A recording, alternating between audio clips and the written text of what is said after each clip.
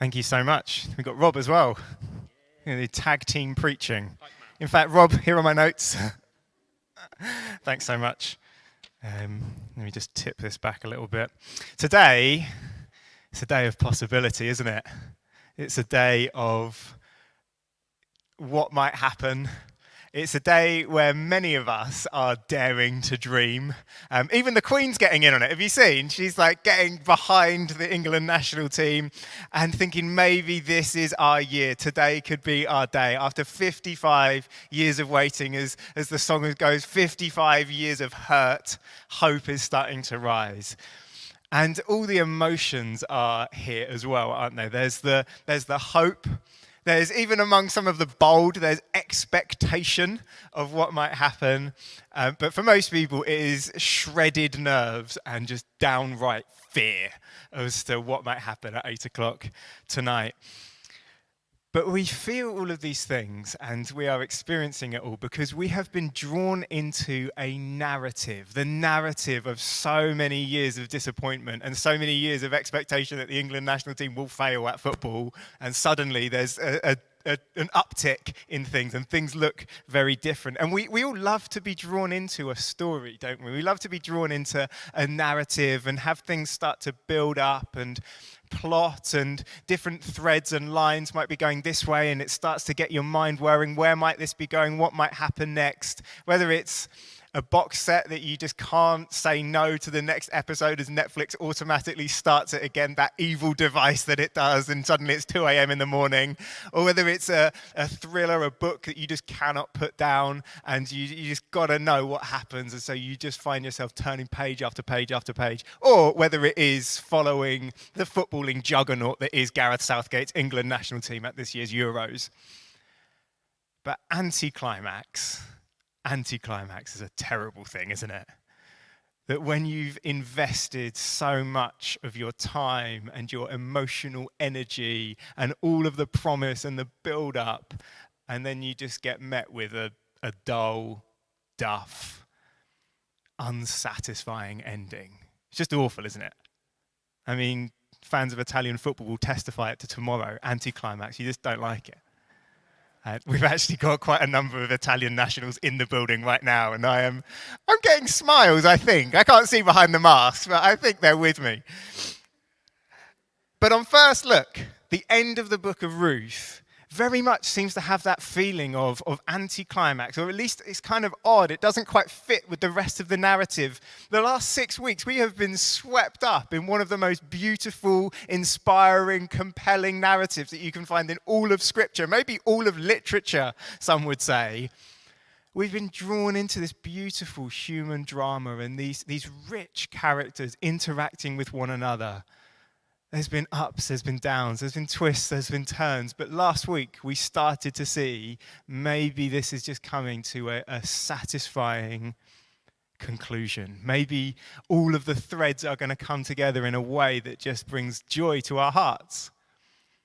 And now we're just left thinking, is in the final paragraph, well, how is the author going to sign this off? How is he going to end with one last stylistic flourish that just leaves us as the readers enthralled and enchanted all over again?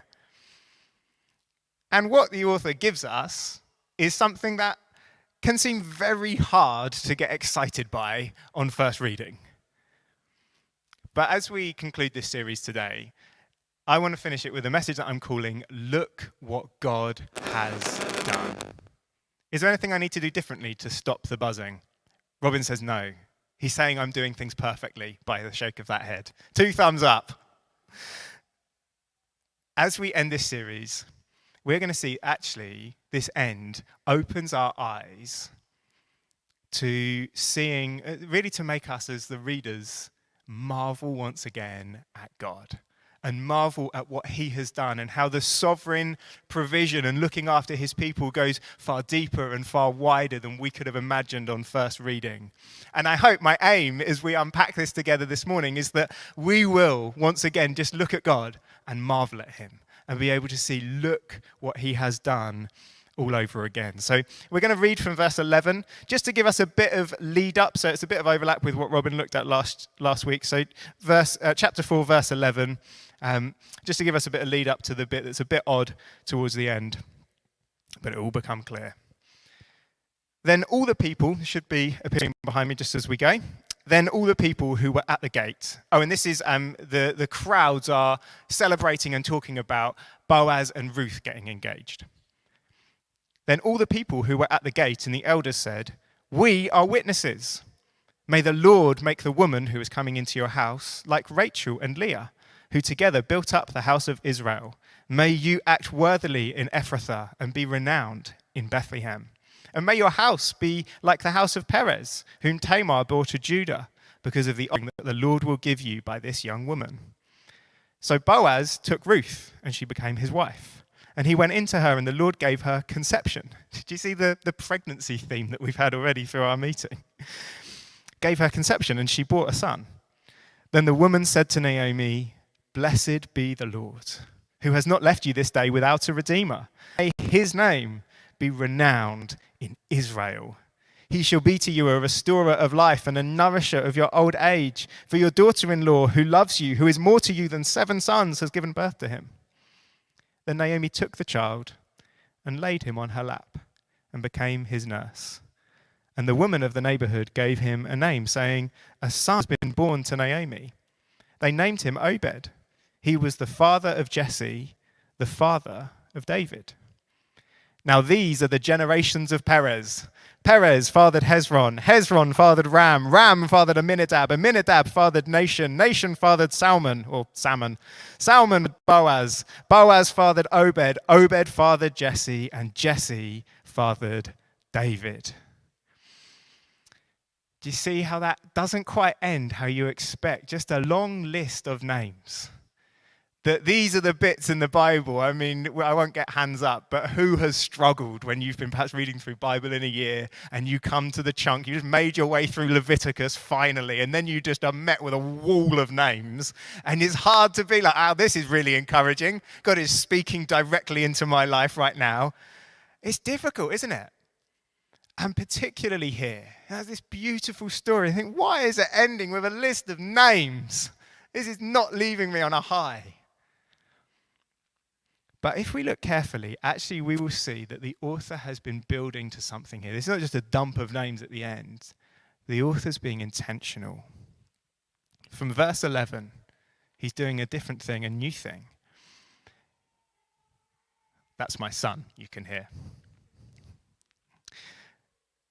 So far in this narrative, we have been almost entirely focused on just individual people. It's been an individual story, just 3 people, an intimate drama. But from verses 11 and 12, the horizons of this story just start to widen out. We see, verse 11, that it starts to talk about all of the people, that all of the people start to talk. Suddenly we've got a large group of people starting to address one another and the characters in our story. And they talk about Boaz being renowned in Ephrathah and Bethlehem. And the focus of the story goes from just these 3 individual people now to a whole region is being drawn into the focus of the story. And with mention, you might have caught there through what they were saying, Rachel and Leah and Tamar and Perez. These are their descendants. And they're drawing attention to the fact this is not an isolated story just out there on its own, but this is a building on all that has come before. This is a continuation of a story. And then the widening of the horizons continues as we go through verses 13 and 17. Again, we have the women speaking. So a group of people, we don't know how many, but a number of people all speaking. And they talk about this child being renowned in Israel. And so suddenly the focus on a region within Israel is expanded out even more to the whole of Israel. And then we don't just hear about the ancestors and where this story has come from, but we start to learn where this story is going. In verse 17, they named him Obed, and he was the father of Jesse, the father of David. Do you see how almost like the camera lens is zooming out and we're starting to see the expanse of where this story fits into? And when they would have heard at the end of verse 17, Jesse, then David, they would have, you can probably save that slide for just a moment if that's all right. When they heard that, they would have thought, hang on a sec, Jesse, then David. I know of a Jesse, then David. I've heard of a Jesse, then David. Surely you don't mean the same Jesse, then David that I'm thinking of when you say Jesse, then David. And it's almost like the author wants to say, yep, it's that, Jesse, then David. And so what he does is he wants to bring total clarity to his hearers and the readers of this, to bring a much fuller family history, to set it precisely in the context in which it's in, so they do not miss it. As he repeats verse 22, Obed fathered Jesse, and Jesse fathered Obed. You remember, as we've looked through Ruth, we are to pay attention to the things that are repeated. The author's looking to put a particular emphasis on the things that come up, not just once, but twice or more times. And as we had on that slide, you can stick it up. Verse 17 and verse 22, just to help us see just this repetition and this emphasis of Obed, Jesse, David, Obed, Jesse, David, twice. And as if that wasn't enough, the author then emphatically ends the story on the word David. The very last word of this story is David. He's saying this story leads us to King David. As we've mentioned before, the book of Ruth is one of those that's quite hard to pin down. Who's it written to? Who's the original audience? We don't actually know, but whoever it was in Israel's history, King David was their hero. King David was revered and exalted and loved. He was not just a king that was in their history. He wasn't even just a good king that happened to be in their history. He was the king. He was the model king that they loved and longed for another one of him. He was the one that had conquered all of their enemies and had restored them or made them into a kingdom of peace. Just think that free from the anxiety and the fear of, are we going to be invaded? Are we going to be conquered and have to go elsewhere or perhaps even be killed by another army? All of that gone because David was mighty. He was the one who had put them on the map, a leader that had led them into fame and renown and glory.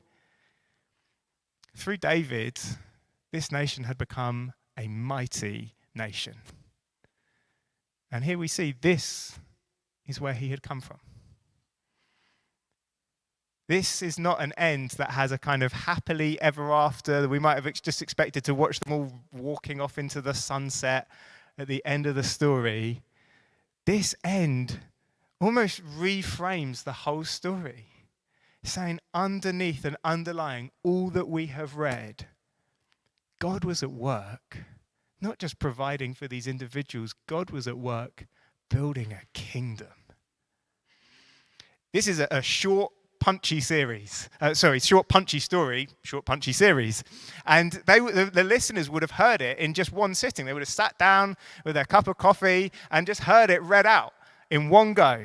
And so when this surprise ending lands, still fresh in their mind, is where this story would have started. They would still be able to picture, if you were with us on week 1, Naomi right at the beginning in that foreign land of Moab where she loses everything, emptied of her family, no food, a widow, fragile, alone in a foreign country.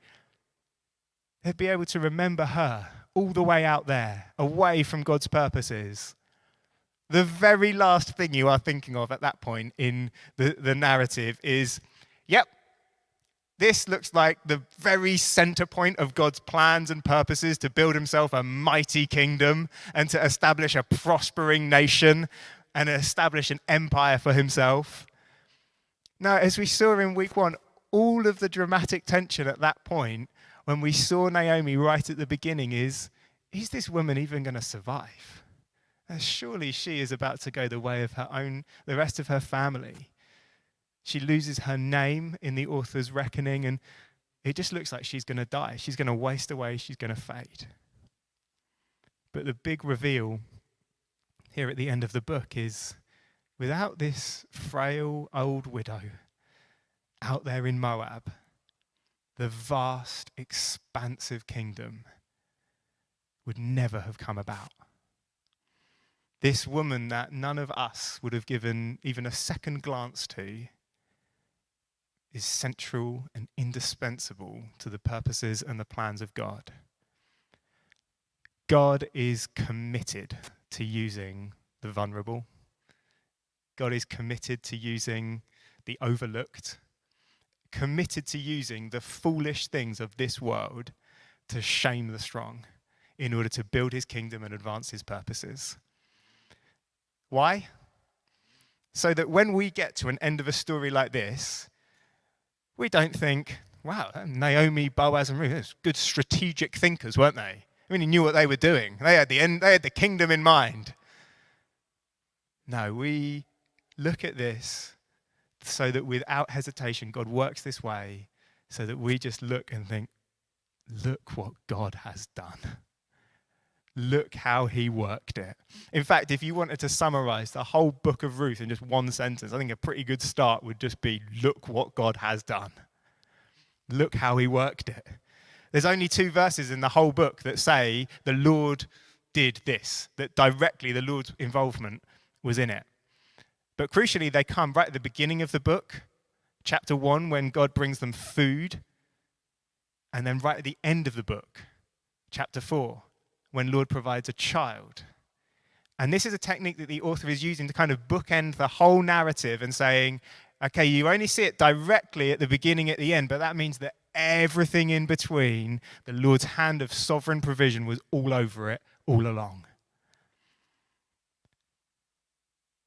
And then here, a final dramatic moment, the author wants to get us to look again and just behold, look at God at work. Look how he's able to take the vulnerable, the fragile, and he'll go beyond just keeping that person alive, but beyond just bringing that person back into safety, beyond even saving their family line. In his great sovereignty and his power, he will bring them in to use them to be a vital, essential part to build his kingdom and to get glory for himself in his mission. And that is exactly our story as a church. That when we arrived here in Manchester just 2.5 years ago, we were vulnerable and we were fragile. We were 10 people or so turning up in a city that we did not know at all. We didn't know anybody. We didn't come with any name. We weren't able to, put on a concert or something like that to attract interest and to get our name out. They were just people in a house. And I'd never say this publicly, but we had no idea what we were doing. And we said, we're going to start a church in our living room. And that church is going to impact a city. I mean, it's just nuts. You think that's not going to work? Surely that is doomed to failure. Surely that's just going to fade away and die and go into insignificance. Absolutely. Were it not for the divine providence and sovereignty of God, were it not for the fact that God was in it, he had spoken it into being, and he had called us and said, I am going to make it happen and I am going to do it. If it wasn't for the fact that God uses people just like us to advance his kingdom and to advance his plans and his purposes, of course it would have failed. But through him, he has saved people, he's healed people, he's grown us as disciples and followers of him, he's grown us as a family. We just have to look at the evidence of the last year and a bit to see the marks of God being with us. We have, without being able to really meet for most of it in person, he has grown us as a family significantly. I mean, we're almost double in size what we were before the pandemic started. And he has, as everywhere was shut, found us a new venue. Not just a new venue, he's found us a new home. Somewhere that we can move into, settle down, put our roots into. to fulfill the mission he's called us to. Not so that we can, pat ourselves on the back and think, oh, we're very good at this, aren't we? Good at church building. We know what we're doing. I mean, yeah, of course, there's been hard work. There's been sacrificial giving. There has been careful, thoughtful, hopefully godly wisdom that goes into things that we do.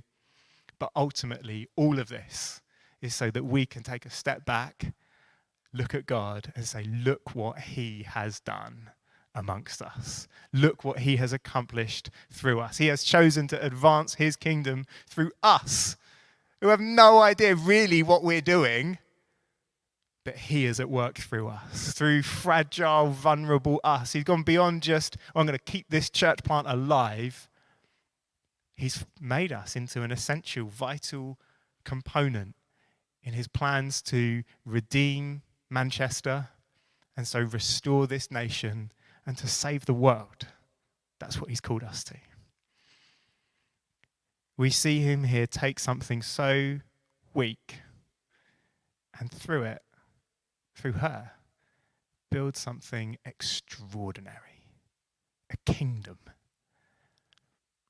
I think this is one of the greatest lessons that we can take from this whole book, is that God is able to build something totally extraordinary, and he does it, if you've been following through the series, through perhaps the most ordinary way that you could possibly think. I think today in our culture and in our society, we are so trained now to only really pay attention to that which is noticeable. For something to grab our attention, it has to be new, it has to be novel, it has to be viral, it has to be big, it has to be shiny. At least for me anyway. Maybe the rest of you are different. Maybe I'm just like a child. But it has to be something that really is going to grab our attention. And because that is now how we think about everything, that is also how we think more and more, I think, about mission.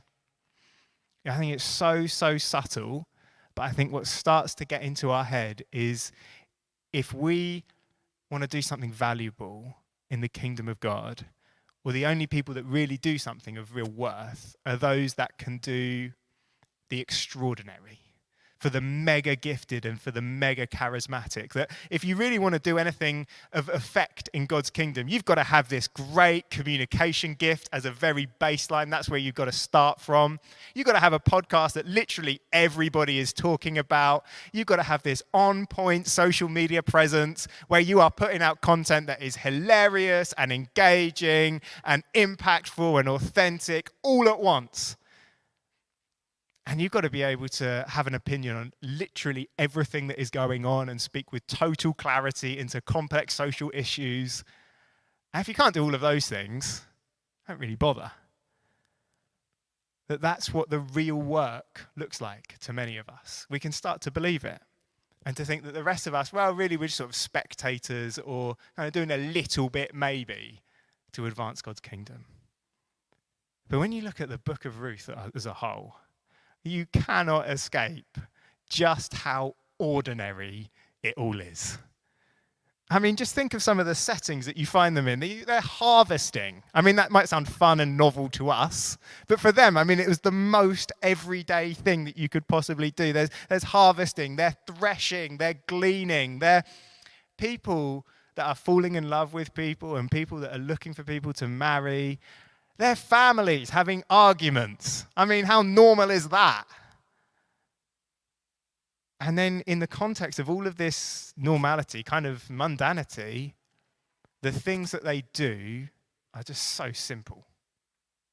Just Ruth, just committing her loyalty to Naomi. Just saying, I'm just going to choose to be with you and to love you and be for you forever. So simple. Boaz just saying, I am just going to generously welcome this foreigner, Ruth, into this new place. I mean, she's a bit different to me, don't really understand her. I'm sure she doesn't quite understand me. It's a bit odd, but I'm just going to be generous. I'm just going to welcome her. I'm going to be hospitable towards her. So simple. Naomi showing Ruth and helping her to adapt and get used to this new culture that she finds herself in. And then Boaz just living his life with faithful obedience and integrity at every step, just being faithful to who God's made him to be. That's all they do. They just have a couple of people in front of them that God has put in their life, and they just think, I'm simply just going to love them, I'm going to be good to them, I'm going to care for them, I'm going to live out ordinary faithfulness to these people that God has presented to me. And here we see huge impact. In 1735, a man called John Wesley was crossing the water from England to America on a boat. And at this point, John Wesley, he was not yet a Christian. And as he was crossing, a storm hit this boat. And the vast majority of people on this boat were English. And the English people on the boat, when the storm hit, began to freak out. They were screaming, they were panicking. And there you have it, 300 years ago, the English were cynical and pessimistic, just as they always have been. But the English were not the only people on the boat. There were Germans on the boat. Just a few. Some German Moravian Christians. And we can now draw the English-German distinction and the Germans doing well without feeling quite so bad about ourselves after a few weeks ago. And the Germans were just sat there. As everyone else was panicking, they were sat in the storm and they just began singing worship songs. And John Wesley looked back on that and said that it was truly one of the most glorious moments of his life. And he asked them later, how did you just sit and sing? And they just said, none of us were afraid of dying. Because of the Christian hope that was in them, they just looked completely different. And they lived their life completely different. And John Wesley then saw that as a turning point in his life. He then gave his life to Jesus and went on to preach the gospel to thousands of people. You might know his story. Thousands of people at a time, tens of thousands of people over his lifetime. Saw tens of thousands of people saved in his lifetime. Established the Methodism movement, which was established in the UK, has now gone international. And over the years, millions, probably tens of millions of people's lives have been transformed and saved. An extraordinary man. But it only came about through ordinary faithfulness. Just a simple act. Singing on a boat. And the extraordinary came through. But this is exactly what Jesus promised us. When you think about what are the parables that Jesus spoke of his kingdom establishing, how did he envision it and picture it? So many times he said it's like a seed in the ground growing. That's all he said. One time he talks about a mustard seed, the smallest, the most ordinary, the least significant, the least interesting, the least viral of all of the seeds. A mustard seed's never going to make it on TikTok, so don't make a video about it. And yet out of a mustard seed, a great tree will come, Jesus said. The vast, powerful, unstoppable kingdom of God out of just something so ordinary. And don't you think it's significant that here in our narrative of Ruth that this all comes right at the end? And there's no hint of it, no mention that this might be coming. The fullness of God's plan's hidden till right at the end. The whole way through it has just been mustard seed, mustard seed, mustard seed, mustard seed, just ordinary, mundane, mundane, mundane. And then here, right at the end, boom. Great tree. And we see what God was doing all along. That's how he did it then, and that's how he'll do it today in Manchester.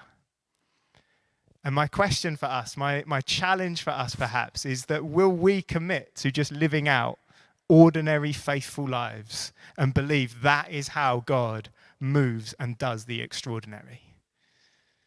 In this time where so many of us, we want to be seen, we want to be noticed, we want to, there's pressure on us perhaps to be new, to be novel, to stand out, to establish ourselves as a brand, to live our lives out in public on social media. Will we choose to be just unoriginal? Will we willingly choose obscurity and perhaps even a boring life? But a life of faithful obedience as God asks us to do. That we might just think, look, God has given me these people in my life. And so I am just going to love them. I'm just going to bless them. I'm just going to be good to them. You might think that I've just got these 3 people in my life that I'm close with. Well, I am just going to commit every single day. I'm going to pray for them. I'm just going to give myself in prayer to these people, faithful, ordinary stuff, and believe that God will work through it. You might think that I don't really see eye to eye with my mum. I find it quite difficult with her, but actually, God's given me her. She's put me in her in my life. So I'm going to call her regularly. I'm going to encourage her. I'm going to love her. I'm going to send her gifts. I'm going to do whatever I can to bless her and believe that as I do, God might work. You might think, my boss winds me up and my job is just so mind-numbing and I can't stand it and it's just so boring and there's no incentive for me to do well and I can't see it progressing anywhere. But actually, it might just be that God is calling you to be faithful there, to give yourself to it and believe and say, look, I'm just going to do my best because I trust that in these ordinary moments of faithfulness, God can do something extraordinary. He can build his kingdom through the very ordinary things that his people do. And just as we see the things in the book of Ruth, where there's repetition, it should grab our attention, so it is in the whole of Scripture. And over 1,000 years after this was set, we then see this exact same family line come up again in Matthew chapter 1. We can have the slide up where we see exactly the same line appear. We see exactly the same names appear in exactly the same order. We're not going to read it all through, but you can see that exactly the same names, exactly the same order, almost exactly the same wording. And as we see this line again, just like the things in the book of Ruth that are repeated, they should grab our attention. The whole of the story of Ruth comes flying back to us as we see this written by Matthew in his gospel. Particularly in the bit where it says that Boaz was the father of Obed by Ruth. He wants to remind us of the individuals involved in this story. But whereas the book of Ruth ends emphatically just here, Jesse fathered David. David is the last word. David is the end of the story. In Matthew, he's showing us, actually no, David is not the end of the story. He's the end of a story, but he's not the end of the story. In Matthew, this same family line continues. David fathered Solomon, who fathered Rehoboam, etc., etc. 10 verses, 25 names. And we see this whole intriguing, beautiful story of Ruth in all of its complexity and all that we've seen going on and how God's been weaving it all together and working so well in it was just a tiny portion, just a little bit of the grand masterpiece that he has been painting and is painting. These 10 verses, 25 names, as we go on, we see where this story is headed. In verse 16, Jacob, the father of Joseph, the husband of Mary, of whom Jesus was born, who is called Christ. This family line, right at the end of Ruth, this family line leads directly to Jesus Christ. Look what God has done. The image that we have of Naomi comes in verse 16 of chapter 4. It'll appear on the screen just behind me. Then Naomi took the child and laid him on her lap and became his nurse. Just a beautiful picture of a grandmother with her grandson. And finally, we see this woman who was empty made completely full. How? Because she has been able to welcome God's gift of a son. And as God was at work providing a son for Naomi to hold on her lap, he was also, we see here, making a way to provide a son for all the world. The emptiness of Naomi was filled by the arrival of this little baby Obed. But in this same town, this little town of Bethlehem, 1,000 years later, the emptiness of the ages would be filled by the arrival of Jesus Christ. Were it not for Naomi, Ruth, and Boaz that we've been watching so closely over these last 6 weeks or so, we would still be lost. We would still be empty. But because of them, through them, the gift of Jesus Christ has come. And in the gift of the Son that we have received, we encounter God just like Naomi and Ruth encountered God. Jesus came into this world to enter right into our story, to enter right into the mess and the struggles and the challenges that we are facing each and every day, right into the very ordinary details of our lives, to find us as empty people. And he fills our emptiness, not just with something that will fill us up, anything that might bring us up to the top, but he fills our emptiness with the very fullness himself, the one in whom the fullness of God was pleased to dwell. In Bethlehem, which literally means the house of bread, that he is at work in our individual lives, providing for us, giving us all we need. He's at work in the immediate circles that we come across and the people in our lives. He's at work in Manchester. He's at work beyond.